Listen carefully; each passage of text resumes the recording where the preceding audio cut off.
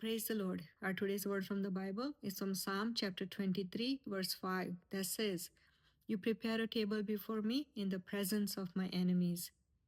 When we think of enemies, we usually think of a person or maybe a group of people that who come against us.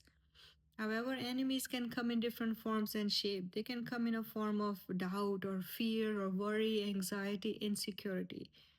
For me, my workplace has always been my enemy, so to say.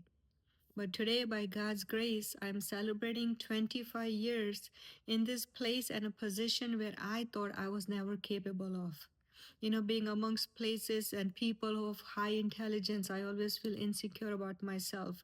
However, God, as the one that His grace has carried me through, He sustains us. In the same way, friends, that no matter what we go through, we may feel like we are in enemy's territory. For me, every day walking into the workplace was an enemy territory.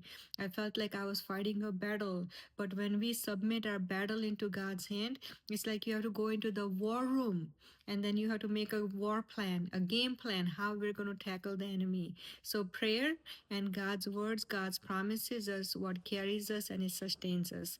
So no matter what it is, friends, you may be dealing with, we may all have different types of enemies in our lives. It doesn't matter what form or shape they come in, but just to know and be confident that He who began a good work in me will carry it on to completion.